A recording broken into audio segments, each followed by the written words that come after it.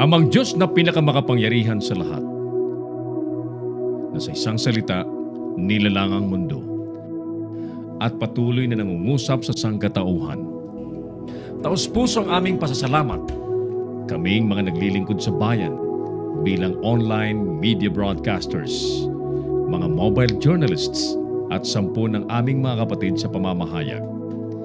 Pinupuri ka namin sa ipinagkaloob na malikhaing talino, kaalamang teknikal at kakayahang panaigin po ang katotohanan.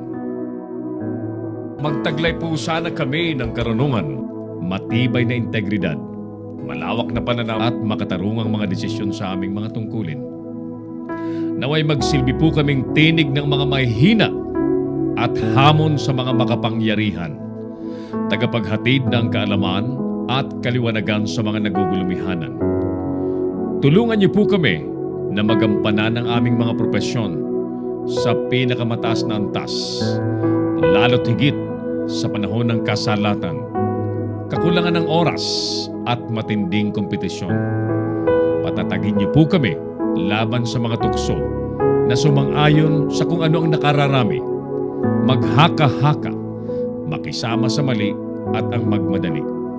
Tulungan niyo po kami, ang mga manonood, mga mambabasa at mga taga-suporta na magampanan ng aming mga papel ng may talino at pangunawa ng ang katotohanan at kagandahan po ang manaig sa online media.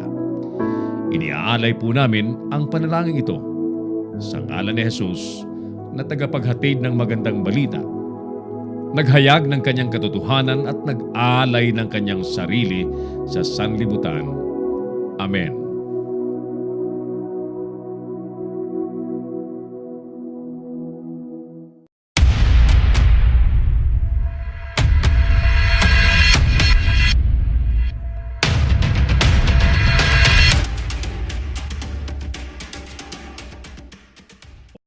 Narito ang mga isyong dapat abangan sa Kamaong Asero.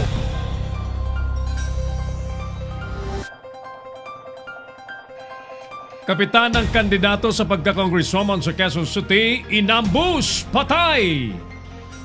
Magkakasunod na pambobomba sa Mindanao, malaking hamon sa gobyerno. Kamara, suportado ang all-out war laban sa mga abusaya. Kahit nalusutan ng suicide bomber, mga sundalo at pulis sa Hulo, idinipensa ni Duterte. PNP, hindi naniniwalang magkaugnay ang pambobomba sa mosque sa Zamboanga at ang Hulo Blast. Isa sa mga suspect na kasabwat sa cathedral bombing, todas sa follow-up operations. Sa iba pang balita, patay din sa pamamaril ang NDF consultant na si Randy Malayaw. Misa, isasagawa para sa ika-40 Dias ng pinaslang na si Congressman Bato Cabe. At siyensa, mahigpit naman ang pagtutol sa medical marijuana bill. French citizen na nag-ala Spider-Man, tuwang-tuwa pa kahit kinasuhan. Dahil sa matinding lamig, mga turistang umakyat po sa Mount Pulag na bawasan. At singer na nagpasikat ng kantang Just Once na si James Ingram, pumanaw na.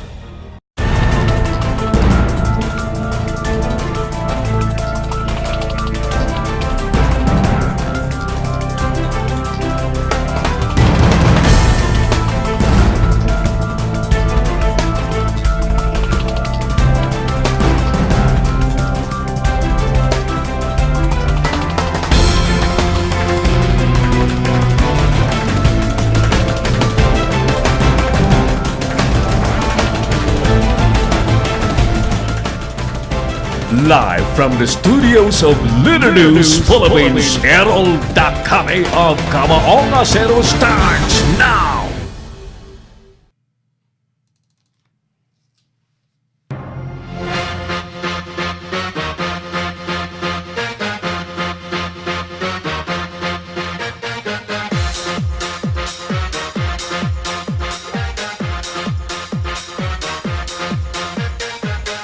Paano mapapalakas ng gobyerno ang kanilang intelligence capability? Repeat, paano mapapalakas ng gobyerno ang kanilang intelligence capability. Magandang hapon po sa inyong lahat mga suki. Ako na po ito si Errol Dahame. Welcome sa muli sa ating pandaigdigang broadcast ng Kamaong Asero sa Leader News Philippines at telecasted po sa Pinoy Extreme Channel. Ang Pinoy Extreme Channel po ay napapanood sa Signal Cable Channel 106, Sky Cable Channel 217, Cable Link Channel 59, at Destiny Cable Channel 84, at sa limandang pang iba't ibang mga cable companies nationwide. Kasama po natin ang buong pwersa ng Leader News Philippines at ng Pinoy Extreme Channel. Ang ating palatuntunan today is being manned at pinalilipad po ni Clarence Andaya. Habang ang ating Operations Head Engineer Oliver Licop ay naka-remote po sa atin. At ang ating Creative Director Mark Anthony Reynoso ay kalalapag lang yata sa Singapore. Mulit-muli, welcome po ang lahat sa ating pagtatanghal. Samahan niyo po kami hanggang alas 5 po ng hapon. At salihan niyo po kami sa ating pagtalakay ng may talino at may sapat na sustansya ang mga isyong dapat po na ninyong nalalaman. Ulitin natin ang ating survey question today. Papaano ba mapapalakas ng gobyerno ang kanilang intelligence capability na napakahalaga sa paglaban po sa mga naghahasik ng karahasan? Ang mga telepono po natin sa studio ay 0927-4942-175 at 09497365,000. Po sa mga kapatid natin sa Central Luzon Media Association. Mga nasa Central Luzon na mga mamamahayag na nakamonitor po sa atin. At siyempre ang mga suki lagi ng ating programa, ang mga OFW na nakaabang lagi sa ating show everyday. Sila po ay nasa iba't ibang lugar, iba't ibang panig po ng mundo. Pero nalalaman po nila ang mga nangyayari sa Pinas because of our program. Unahin na natin mga kaibigan ang mga reports. Halos araw-araw na lamang po napakaraming karahasan ang nangyayari. At sa araw pong ito mga kaibigan, ang kapitana na kumakandidato pong congresswoman sa Quezon City inambus patay. Alamin natin ang detalye ng balitang yan. Ihahatid sa atin ni partner Jose Coy Laura. Yes, Koy! Ano bang nangyari dyan kay Kapitana? Kasamang Errol, patay sa pananambang sina Barangay Chairwoman Crisel Beltran na tumatakbong kongresista sa ikalawang distrito ng Quezon City sa ilalim ng ticket ni Mayoralty Candidate Bingbong Crisologo at si Melchor Salita na driver nito kasama ang 4 na iba pa kabilang ang 3 minor de edad na kasama sa loob ng kanyang sasakyan matapos na harangin ng 4 na mga hindi kilalang sospek na sakay ng 2 hindi naplakahan na motorsiklo sa JP Rizal, Barangay Bagong Silangan sa lungsod ng Quezon City kaninang alas 11:45 ng umaga. Ayon sa inisyal na report ng Quezon City Police District, sakay ng isang Ford Everest na kulay puti at may plaka na November Delta Oscar 612 ang mga biktima habang dumadaan sa nasabing lugar. Ay hinarang ang mga ito ng 4 na mga kalalakihan na magkaangkas sa mga motorsiklo at pinaulanan ng bala. Naisugod pa sa FEU Hospital si Beltran, subalit binawian din ng buhay ayon sa mga rumispondeng doktor. Hindi rin umabot ng buhay si Salita sa Malbar Hospital at patuloy namang inoobserbahan ang 4 na iba pa kabilang ang 3 mga minor de edad na nasugatan sa ambush. Blanco pa sa motibo ang pulisya sa ginawang pamamaslang sa mga biktima. Para sa Kamaong Asero, ito si Jose Coy Laura ng Leader News Philippines. Si Errol Dahame, ang Kamaong Asero. Grabe na ang nangyayari sa ating bansa. Araw-araw na ginagawa po ng Diyos ay ganito po ang tumatambad po sa atin. Isang mabuting lingkod bayan, kababaeng tao, bata pa. Nagulat po ang lahat pinatay ngayong araw si Kapitana Crisel Beltran. On the spot, napatay po yung kanyang driver bodyguard at may nadamay pang ibang katao. Si Kapitana Crisel Beltran, mga kaibigan, ay kandidata sa pagka-congresswoman sa ilalim o kasama po sa ticket ni Congressman, ngayon po ay tumatakbong Mayor Bingbong Crisologo at kasama din ni Paring Gani Oro. Si Paring Gani Oro ay kumakandidato rin na konsihal sa 5th District ng Quezon City. Ano ba itong nangyayari?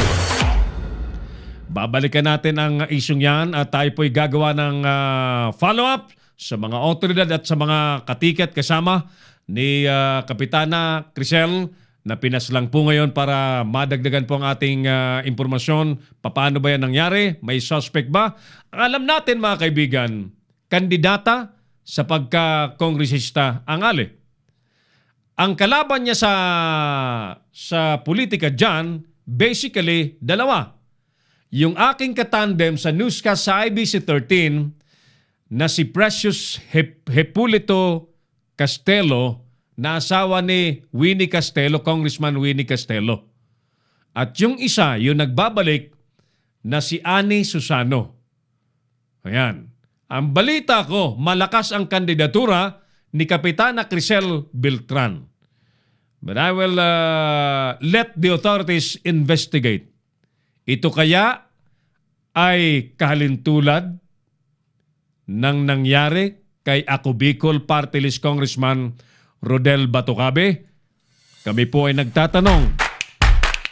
Nasa kamay po ng mga otoridad ang investigasyon. Ang problema dito, matukoy man po ang mastermind, mga kaibigan. Ang mga nawalang buhay, ang mga pinaslang ay hindi na po may babalik. Patay na eh.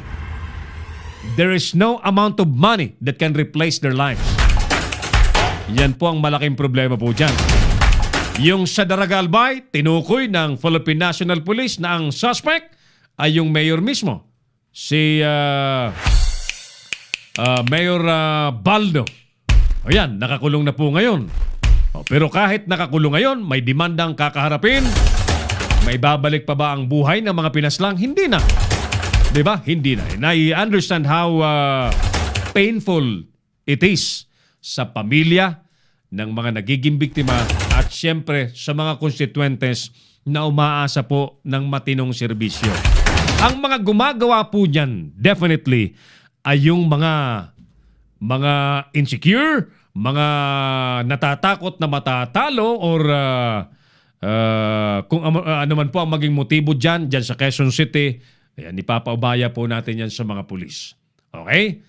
Re-relate ko lamang po yung nangyari sa Daragalbay. But right now, ayon sa report ni Koy Laura, ay wala pa na ma-establish na motibo ang Quezon City Police District sa naturang ambush kay Kapitana Crisel Beltran. Ulitin ko kandidata sa pagka-congresswoman sa ilalim ng partido PDP Laban.